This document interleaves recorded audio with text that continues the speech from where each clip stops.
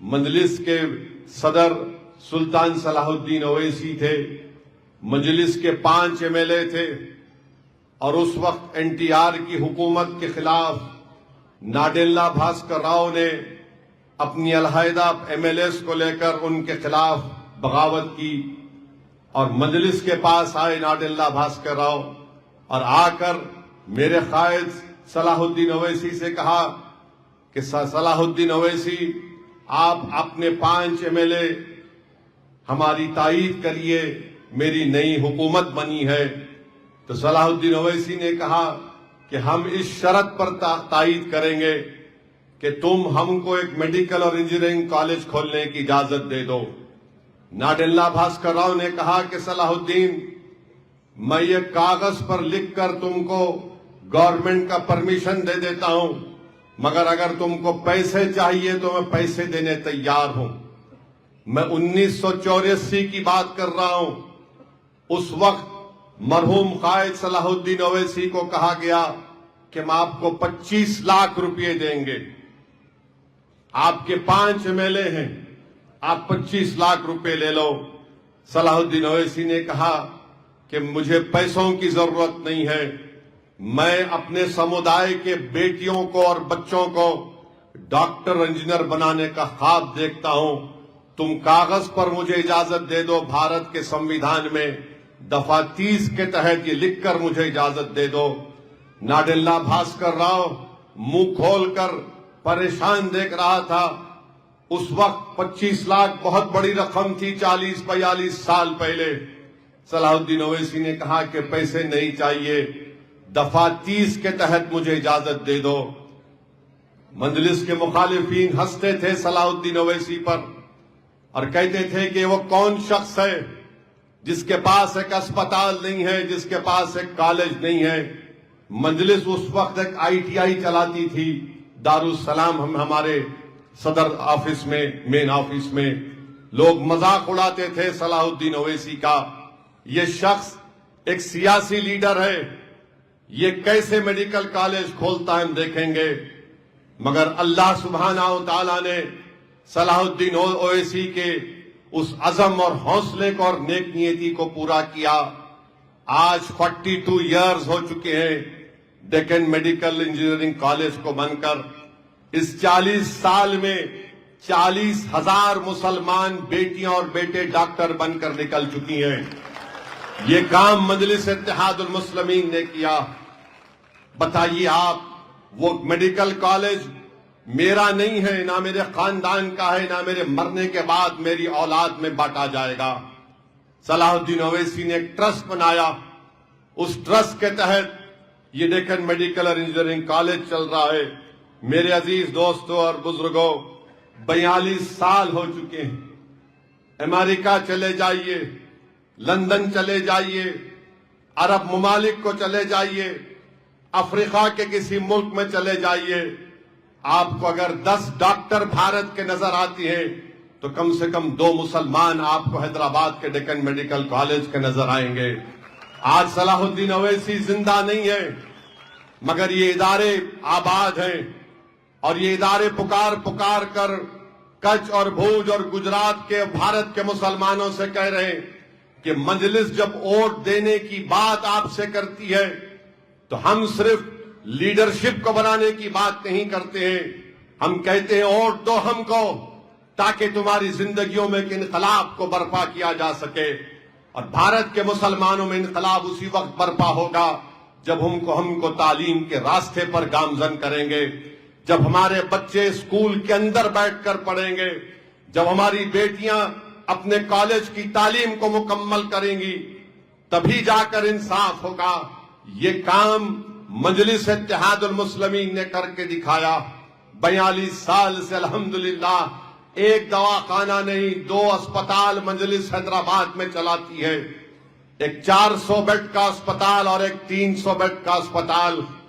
سب سے کم پیسوں میں علاج ہوتا ہے وہاں پر، کوئی کمرشل اسپتال کی طرح نہیں چلایا جاتا۔ Medical college, engineering college, MBA college, MCA college, school of nursing, school of physiotherapy, architecture کا کالج، हॉस्पिटल मैनेजमेंट में MBA, ये तमाम इदारे मजलिस इत्तेहाद उल मुस्लिमीन ने कायम किए। क्या किसी ने आकर हमको कागज दिया, हमको ताकत अवाम ने बख्शी, हमारे MLAs को मुंतखब किया? तो सलाहुद्दीन ओवैसी ने उन 5 MLAs के नाम पर पैसा नहीं लिया, बल्कि उस वक्त हुकूमत को हमारी ताईद की जरूरत थी। तो सलाहुद्दीन ओवैसी ने कहा, ये दे दो, मैं तुम्हारी ताईद करने को तैयार हूं। उस वक्त बड़े बड़े लोग मजलिस पर तनकीद कर रहे थे कि जमहूरियत का कत्ल हो रहा है, NTR की हुकूमत को खत्म करके कोई उसके MLAs को तोड़ कर जा रहा है और मजलिस उनकी ताईद कर रही है। तो सलाहुद्दीन ओवैसी ने कहा, जब फसादात में हम मर रहे थे, जब हमारे घर उजड़ रहे थे, हमको जलाया जा रहा था, जब पुलिस की जुल्म की वजह से हमारे सीनों पर गोलियां चलाई जा रही थीं, जब हमारे बच्चों का मुकद्दर जेल बना दिया गया या गरीबी बना दी गई, जब तुमको जमहूरियत याद नहीं आई, सलाहुद्दीन ओवैसी ने खड़े होकर कहा, यही जमहूरियत मुझे अख्तियार देती है कि मैं अपनी कौम के लिए ये फैसला करूं, और इन कॉलेजेस को उन्होंने कायम किया। आज ये कॉलेजेस अल्हम्दुलिल्लाह कामयाबी के साथ चल रहे हैं और इंशाअल्लाह ताला मैं मर जाऊंगा, हम तमाम इस दुनिया से जाने वाले हैं। मुझे यकीन है कि अल्लाह अपने फजलो करम से और नबी करीम सल्लल्लाहु अलैहि वसल्लम के सदक़े तुफ़ैल में इन इदारों को सुबह क़यामत तक आबाद और शादाब रखेगा। ये काम आप कर सकते हैं, ये काम आपको करना है। सिर्फ वोट डालने वाले बनने से काम नहीं होगा। वोट लो, नेता बनो, लीडर बनो, सिर्फ वोटर मत बनो, शहरी बनो, सिटीजन विथ राइट्स बनो, ताकि हम अपनी जिंदगियों में एक इनकलाब को बर्पा कर सकेंगे। कभी कांग्रेस थी तो फसाद होता था, अब बीजेपी है तो जुल्म बढ़ता जाता है। नफरत कभी खत्म नहीं होगी, याद रखो। अगर कोई तुमसे आकर कहेगा, तुम्हारे वोट की खातिर आकर कहेगा, मैं आपसे साफ कह रहा हूं, ये अंधेरी रात है, ये रात बड़ी लंबी रहने वाली है। याद रखो मुसलमानों, इस देश में अगर अंधेरे को खत्म करना है तो हमको आगे बढ़कर हमारे बच्चों को और अपने आप को ताकतवर बनाना पड़ेगा। नारे लगाने से अंधेरा नहीं छट जाता, जज्बाती तकारीर करने से इंसाफ नहीं मिलता। इंसाफ उसी कौम को मिलता है इस देश में जिन्होंने अपने नेता को पैदा किया, और नेता आसमान से नहीं आएगा, जमीन से निकल कर नहीं आएगा, नेता तुम्हारे दरमियान से आएगा। एक गरीब का बेटा या गरीब की बेटी इस कौम की क़ियादत करने को खड़ी हो जाएगी, तब कौम के हालात बदल जाएंगे। मेरे अजीज दोस्तों और बुजुर्गों, मेरी इस बात को आप समझिए। वोट डालने के लिए नहीं कह रहा हूं, शहरी बनने के लिए कह रहा हूं, नेता बनने के लिए कह रहा हूं। इंसाफ के लिए वोट दीजिए, जिंदगियों में तब्दीली पैदा करने के लिए वोट दीजिए, जुल्म के खात्मे के लिए मजलिस को वोट दीजिए, और डर की बुनियाद पर नहीं, उम्मीद की बुनियाद पर पतंग पर बटन दबाइए। ये मजलिस आपको पैगाम देती है। दूसरा, लोग बोलते कि इसके लड़ने से बीजेपी जीत जाती है। मैं आपको मिसाल दे रहा हूं, आसाम में इलेक्शन हुआ, आसाम में मौलाना बदरुद्दीन अजमल साहब की पार्टी है AIUDF, उनके 15 MLA हैं। उन्होंने मुझे फोन करके कहा, असद भाई आसाम को आ जाओ, आकर मेरी ताईद करो। मेरे पास आसाम के बड़े बड़े लोग आए, बहुत बड़े लोग थे, नाम नहीं लूंगा। उन्होंने कहा, आप मत जाओ, बदरुद्दीन अजमल कमजोर हो जाएंगे, हम मजलिस का झंडा पकड़ेंगे, हम मजलिस को आसाम में मजबूत करेंगे। उसमें कई कांग्रेस के लोग भी थे। मैंने कहा, मैं अपनी जमात को उस जगह पर लेकर नहीं जाऊंगा जहां पर एक मजबूत जमात है जो मुसलमानों की खिदमत कर रही है। मैं उनकी कमजोरी को देखकर खुश नहीं हो सकता। मेरा काम है कि मैं जाकर उनकी मदद करूंगा। मुझे बहुत रोका गया। मैं 2 दिन आसाम को गया। 2 दिन में करीब 10-12 विधानसभा में जाकर मैंने बदरुद्दीन अजमल साहब की पार्टी के लिए ताईद में जलसे किए। लोग मुझसे पूछ रहे थे कि तुम हैदराबाद और सब छोड़कर आसाम को आ गए। میں نے کہا مجھ میں اور اجمل صاحب میں صرف نام کا فرق ہے، کاز ہمارا ایک ہے، مقصد ہمارا ایک ہے، منزل ہماری ایک ہے، اور وہ یہ ہے کہ بھارت کے مسلمانوں کو، چاہے وہ گجرات کا مسلمان ہو، آسام کا مسلمان ہو، ان کو ان کا حق ملنا چاہیے۔ ہم گئے آسام کو، کون سا میرا فائدہ تھا؟ کیا میں وہاں پر گیا اپنی پارٹی کے کینڈیڈیٹس کو کامیاب کرنے کے لیے؟ نہیں، میرا مقصد تھا کہ AIDF کو مضبوط بنایا جائے، ان کو طاقت ملے۔ تامل ناڈو کا الیکشن ہوا، ہمارے امیدوار نہیں کھڑا کر سکے ہم اس الیکشن میں، DMK کے ذمہ دار ہماری پارٹی سے بات کیے کہ آؤ آپ ہماری سپورٹ کر دو۔ ہمارے صدر وکیل سے کہا کہ ہمارے صدر اسد الدین اویسی سے بات کرو۔ جناب راجہ صاحب جو DMK کے MP ہیں لوک سبھا میں، انہوں نے مجھ سے بات کی اور کہا کہ برادر آپ ہماری تائید کریے۔ میں نے کہا میں ہماری پارٹی سے مشورہ کروں گا۔ ہماری پارٹی نے کہا کہ صاحب DMK کو سپورٹ کرنا چاہیے کیونکہ AIDMK BJP کے ساتھ ہے۔ ہم نے اعلان کیا، اسٹالن ان کا جو مکھیہ منتری ہے مجھے فون سے بات کر کے میرا شکریہ ادا کیا اور پھر مجھ سے کہا ایک ویڈیو جاری کر دو آپ تائید کا۔ میں نے تائید کا ویڈیو جاری کر دیا۔ ہماری قسمت یہ ہے، اچھی ہے یا بری نہیں معلوم، جس جگہ ایک وانیم باڑی ایک علاقہ ہے تامل ناڈو میں، مجلس کی شروعات وہاں سے ہوئی تھی تامل ناڈو میں۔ ہم ایک اسمبلی کا الیکشن لڑے اور جیت نہیں پائے، کارپوریٹر کا الیکشن بھی لڑے ہم، الائنس میں وہ سیٹ مسلم لیگ کو چلے گئی۔ ہمارے صدر وکیل نے پوچھا صدر صاحب کیا کرنا آپ؟ یہاں سے ہم نے شروعات کی، وہ سیٹ DMK نے مسلم لیگ کو دے دی۔ میں نے کہا وکیل مسلم لیگ کا جھنڈا لو، مسلم لیگ میں اور مجلس میں فرق نہیں ہے، ہم ان کو کامیاب کریں گے۔ بتاؤ یہ مجلس کی سوچ ہے۔ ہم لوگ بولتے کہ اویسی ہر جگہ چلے جاتا ہے اپنی بات کرتا ہے، نہیں، میرا مقصد ایک ہی ہے کہ بھارت میں اس ملک کو اگر وشو گرو بننا ہے یا سپر پاور بننا ہے تو اس وقت نہیں بن سکتا جب تک بھارت کے مسلمانوں کو ان کا حق نہیں ملے گا۔ تو میرے عزیز دوستوں اور بزرگوں، میری عزتدار ماں اور بہنوں، ہم آپ سے اپیل کر رہے ہیں کہ جو 2-3 سال پہلے یہاں پر مجلس کا آغاز کیا گیا تھا، میں آپ کا شکر گزار ہوں کہ آپ نے پچھلے ویدھان سبھا کے چناؤ میں شکیل سما صاحب کو آپ نے اپنی محبتوں سے اور اپنے ووٹ سے نوازا۔ کامیابی نہیں ملی، مگر میں یہ ذمہ داری کے ساتھ کہہ سکتا ہوں کہ شکیل سما MLA تو نہیں بن سکا، مگر بھوج اور کچھ کا اگر مسلمانوں کے سب سے بڑے نیتا کا کوئی نام ہے تو اس کا نام شکیل سما ہے۔ الیکشن نہیں جیتا مگر نیتا تو بن گیا۔ یہ آج آپ کے سامنے کھڑے ہو کر بے باکی سے آپ کی تکالیف اور آپ کے حق کی بات کرتا ہے۔ یہی تو میں چاہتا ہوں کہ پورے بھارت میں اس طرح کے نوجوان جب کھڑے ہو جائیں گے، ملت مظلومہ کے حق کے لیے کھڑے ہو جائیں گے، انشاءاللہ حالات بدلیں گے، حالات بدلیں گے اور بدل کے رہیں گے انشاءاللہ تعالی حالات کو۔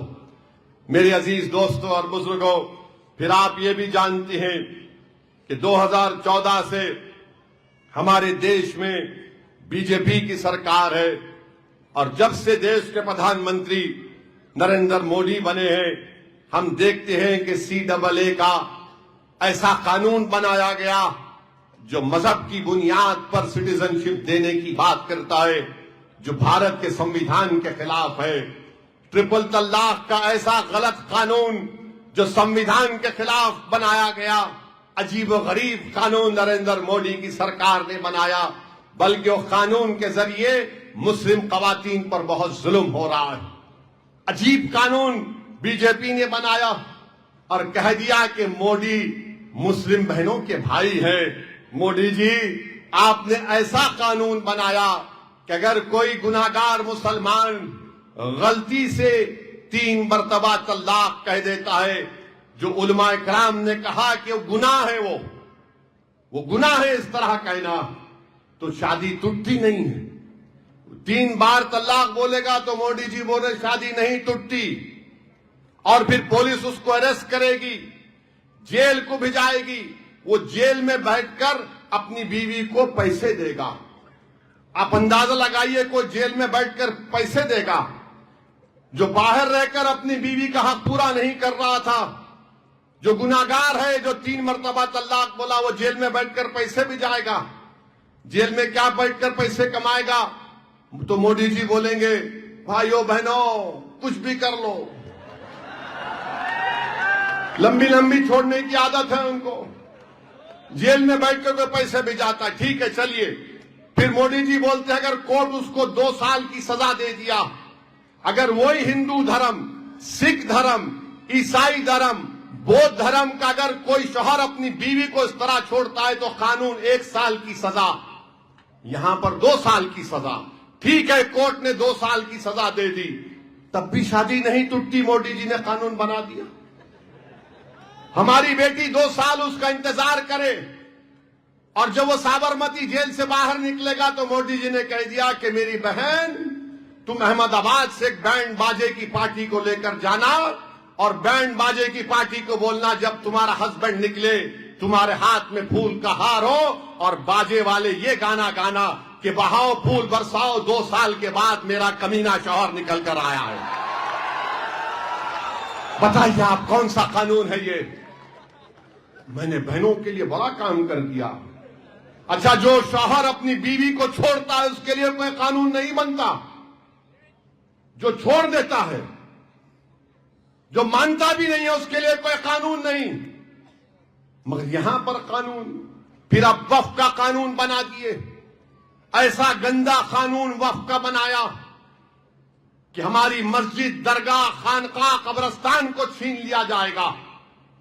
میں اس وقف کمیٹی کا, پارلیمنٹ کی کمیٹی کا ممبر تھا. میں نے 120 صفحات پر مشتمل اپنی ڈائسنٹ رپورٹ اس قانون کے خلاف دیا. میں جانتا ہوں اس قانون کے ایک سیکشن کو. آثار قدیمہ کی درگاہ اور مسجد ہوگی, اب مالک وقف نہیں ہوگا, اس کا مالک آثار قدیمہ ہوگا. کلکٹر چاہے گا تو قبرستان کو چھین لے گا, کلکٹر چاہے گا تو رجسٹریشن نہیں ہوگا. یہ قانون مودی نے بنا دیا. کیوں بنایا؟ تاکہ مسلمانوں کو ان کی عبادت گاہوں سے کو چھین لیا جائے, تاکہ وہ جو اتر پردیش میں سنبھل کی مسجد کا مقدمہ چل رہا ہے, آپ دیکھنا اس قانون کا استعمال اس مسجد کے خلاف ہوگا. دیکھتے جائیے آپ. اس طرح کا قانون بنا دیے. اب دوسرا انہوں نے ایک اور قانون بنا دیا گجرات میں یونیفارم سول کوڈ کے نام پر. یعنی اگر کوئی مسلمان شادی کرنا چاہے گا نہیں کر سکتے آپ, شریعت کے مطابق ہندو میرج ایکٹ کے تحت کرنا پڑے گا. اگر کوئی مسلمان خدا نہ خواستہ طلاق دینا چاہے گا تو مودی جی بولے طلاق ہے ہی نہیں اب تمہارے کو دینے کا اختیار. تم ہندو ڈیورس ایکٹ کے تحت تم کو 6 مہینے سیپریشن میں رہنا پڑے گا. طلاق تو پہلے کہا گیا ٹرپل طلاق غلط ہے, اب تو پورا ہی طلاق ختم کر دیے. اگر کوئی مسلمان اپنی اولاد کو اپنی جائیداد میں حصہ دینا چاہے گا تو بولے نہیں شریعت کے مطابق نہیں کر سکتے, ہندو دھرم کے مطابق کرنا پڑے گا. اسلام میں دادا کی جائیداد میں پوترے کا حصہ نہیں ہے. مودی جی نے کہہ دیا پوتے کا حصہ ہوگا. بتائیے آپ, یہ بھارت کے سمویدھان کی دفعہ 25 کی کھلی خلاف ورزی ہے. ہندو دھرم کے قانون کو آپ ہم پر مسلط کیسے کر رہے ہیں؟ مگر مقصد ایک ہی ہے کہ ان کو ان کے مذہب سے دور کر دیا جائے, ان کو دین سے دور کر دیا جائے. اور بات کرتے ہیں کہ مسلمانوں میں بچیوں کو حق نہیں ملتا, جائیداد میں حصہ نہیں ملتا. سب سے بڑے جھوٹے ہیں یہ لوگ جو بولتے ہیں. میں چیلنج کرتا ہوں پوری دنیا میں اگر کسی دھرم نے اپنی باپ کی جائیداد میں بیٹی کو حصہ دیا تو اس دین کا نام اسلام ہے, اسلام ہے اور اسلام ہے. سب سے پہلے اس دین نے کہا کہ جائیداد میں بیٹی کو حصہ ملے گا. اور یہ بولتے نہیں بیٹے کو بڑھ کے ملتا بیٹی کو کم کیوں ملتا. ارے دیوانے, بیٹی کو اس کے باپ کی جائیداد میں بھی حصہ ملتا اور بیوی کے طور پر شوہر کی جائیداد میں بھی حصہ ملتا. اگر بھائی ہے، بھائی کی اولاد نہیں ہے تو اس میں بھی ملتا. ایسے 35-40 جگہ سے اس کو حصہ ملتا. مگر مودی جی بولتے نہیں. آپ بتائیے کیا کرنا چاہتے ہیں اس دیش کا، اور پھر بولتے ہیں کہ وکست بھارت بنائیں گے. آپ 18 کروڑ مسلمانوں سے ناانصافی کر کے وکست بھارت بنائیں گے. بھارت تو ایک چمن کی طرح ہے، اور وہ چمن اس وقت تک آباد اور شاداب اور سرسبز رہے گا جب اس چمن میں ہر پھول کھلے گا، ہر دھرم کا پھول کھلے گا. بھارت ایک چمن کی طرح ہے، تبھی تو اس چمن کی خوبصورتی رہے گی، تبھی تو ہر پھول سے خوشبو نکلے گی جو سارے جہاں کو معطر کر دے گا. مگر اگر چمن کا مالی بولے گا کہ خالی ایک ہی پھول کھلے گا تو وہ چمن نہیں بنے گا، وہ صحرا بن جائے گا. مودی جی، بھارت ایک گارڈن کی طرح ہے، اس میں ہر پھول کو کھلنا چاہیے. مگر آپ اس طرح کا قانون لاگو کر رہے ہیں گجرات میں، اتراکھنڈ میں، اور دیش کے کونے کونے میں نافذ کر رہے ہیں. 16% آدیواسیوں کو آپ نے قانون سے مستثنا کر دیا. 11% مسلمان گجرات میں ہیں، ان کو آپ نے کہہ دیا کہ یہ کرنا پڑے گا. بتائیے، آپ کہتے ہیں کہ نہیں 2 شادی کرتا مسلمان، چلو اب یہ سینسس ہو رہا ہے نا، اس کے کالم میں لکھ دو. سب سے پوچھو کس کے پاس دوسری بیوی ہے. جب ریکارڈ سامنے آئے گا مودی جی آپ کے سامنے، تو آپ شاک میں رہیں گے کہ ہاں مسلمان میں کم اور دوسروں میں زیادہ. ہاں بالکل صحیح ہے. یہ 1960 میں ایک سروے ہوا تھا گورنمنٹ کا، اس میں بات سامنے آئی.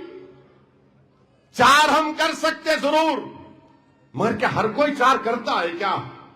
اب میرے جیسا آدمی ایک کوئی سنبھالنے پریشان ہو. بالکل صحیح کہہ رہا ہوں، بہت بڑی ذمہ داری ہوتی ہے، آسان کام نہیں ہے. نہیں 4 کرتے، ارے کہاں کرتے بھائی؟ نے بچے بہت پیدا کرتے. یہ الزام مسلمانوں پر لگاتے بی جے پی والے. 40 سال سے میں سن رہا ہوں بچے بہت پیدا کرتے. اب موہن بھگوت بول رہے بچے پیدا کرو، 3 کرو، 2 4 کرو. اب کیسا بول دیا آپ 3 پیدا کرو 4 پیدا کرو؟ کیونکہ بھارت کی آبادی گر رہی ہے. ٹی ایف آر ریٹ جو بولتے ہو گر رہا ہے. اس دیش میں 30 سال کے بعد شاید 12% آبادی بوڑھے لوگوں کی ہوگی. اور جب اس دیش میں بہت بڑی پریشانی آ سکتی ہے تو موہن بھگوت ابھی سے بول رہے خود تو پیدا نہیں کرے، دوسروں کو بول رہے تم 3 پیدا کرو. جھوٹ ہے یہ. کتنا بدنام کریں گے ایک سمودائے کو آپ، میرے عزیز دوستوں اور بزرگوں.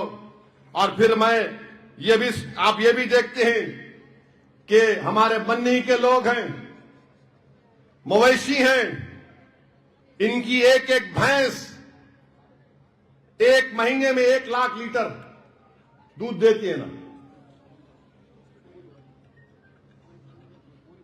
ہاں پورا بنی کا 1 مہینے میں 1 لاکھ لیٹر دودھ. مودی جی تو من کی بات میں بھی ذکر کرے تھے وہاں کی بھینس کا. من کی بات ہو گئی، اور جو دل کی بات تھی وہ یہ ہے کہ ان کو ان کا حق نہیں ملنا چاہیے. وہ بیچارے فارسٹ ایکٹ کے تحت بول رہے ہیں کہ ہم کو ہمارا حصہ دو، مگر بی جے پی نہیں دینا چاہتی. بتائیے آپ کہاں جائیں گے غریب؟ آپ ان کو حصہ نہیں دیتے. ان کی زبان کا تحفظ سمویدھان سے کر سکتے ہیں، آپ نہیں کرنا چاہتے. مگر وہی بارڈر ہے پاکستان کا یہاں سے، اور 10 کلومیٹر کے اندر کچھ ڈیولپمنٹ نہیں ہو سکتا. تو بی جے پی نے 10 کلومیٹر کے فاصلے پر ایک پونجی پتی کو، انڈسٹریلسٹ کو اجازت دی کہ تم وہاں پر سولار اور ہوا کے سے پاور پیدا کرنے کے لیے تم وہ لگا دو. ان کو اجازت دی گئی. اور ایک غریب اپنی بھینس اور گائے کو نہیں چرا سکتا. بتاؤ مودی جی آپ کو غریبوں سے محبت ہے یا نہیں؟ اگر آپ یہ کہتے ہیں کہ آپ نے چائے بیچ کر اپنی زندگی کی تکالیف کا سفر طے کیا، تو مودی جی ہم تو امید کر رہے تھے کہ ان غریبوں کی بھی تکلیف آپ محسوس کریں گے. مگر آپ تو کروڑ پچوں کو سہولت دے رہے ہیں اور غریب کے اپنی گائے اور بھینس کو نہیں چلا سکتا. وہ پاکستان کے بارڈر کے 10 کلومیٹر پر سولار پینل لگا سکتا ہے, ونڈ انرجی کا انتظام کر سکتا ہے, مگر یہ غریب فارسٹ میں جا کر اپنی بھینس اور گائے کو نہیں چلا سکتا, ان کے حقوق کو نہیں دیا جاتا. میرے عزیز دوستوں اور بزرگوں, اور پھر مجھ سے کہا گیا یہاں پر کہ یہاں آپ کے ڈپٹی چیف منسٹر ہیں. ڈپٹی چیف منسٹر نے کہہ دیا نہیں ان کو یہ ہم جب وقف کمیٹی کی میٹنگ میں آئے تھے, یہ صاحب ہم سے بحث کرنا شروع کر دیے وقف کے قانون کے بارے میں. میں ان کو بٹھا کر ان کی پوری دلیل کو جھوٹا ثابت کیا. اس دن میں ایک ایک بات کو جھوٹا ثابت کیا, ایک ایک بات کو. کیا کیا بولتے تھے اس میٹنگ میں؟ ارے بلا تم وقف بورڈ بنائی نہیں 11 سال سے, تم کیا بات کر رہے یہاں پر؟ تم ایک بار بنائے, غلط بنائے, کورٹ سٹے دے دیا. نہیں وہاں ایسا ہو گیا تو میں نے کہا ہمارا ایسا نہیں, ایسا تھا. اب وہ بول رہے ہیں, کیا بولتے ہیں, کیا بولے وہ؟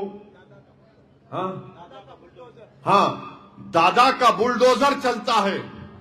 میں ہمارے گجرات کے ہمارے ہندو بھائی بہنوں سے پوچھنا چاہتا ہوں, بھوج اور کچھ کے ہماری ہندو ماں اور بہنوں سے پوچھنا چاہتا ہوں کہ اگر مسلمان کی مسجد اور گھر پر اگر بلڈوزر چلے گا تو آپ کو کیا فائدہ ہے؟ بتاؤ مجھے.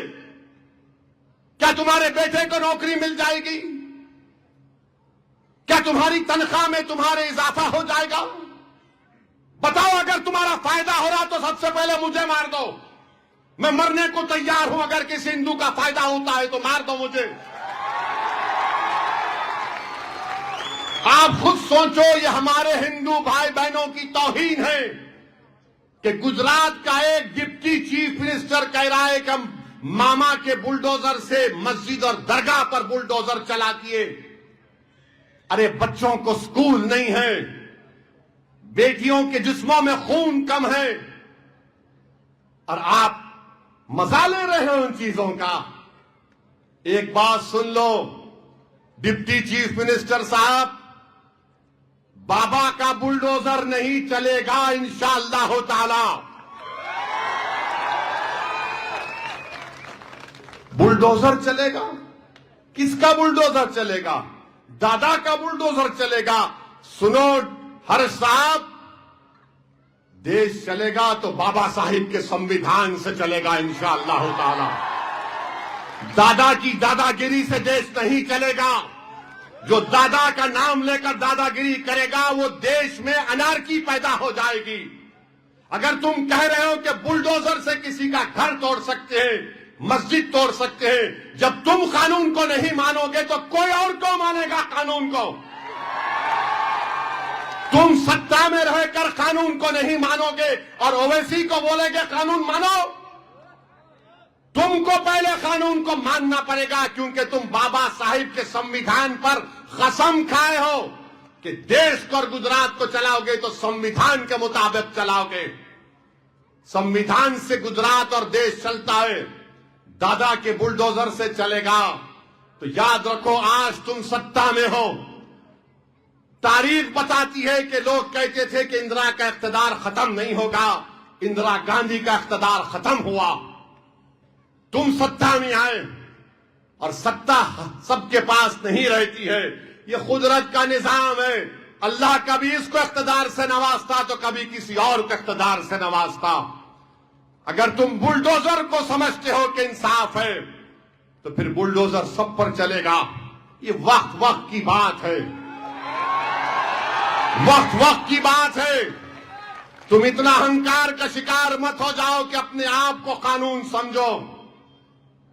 میں تو گزارش کروں گا ہمارے گجرات کے ہندو بھائی بہنوں سے, اس میں کیا فائدہ ہے آپ کا؟ بتاؤ ہم کو.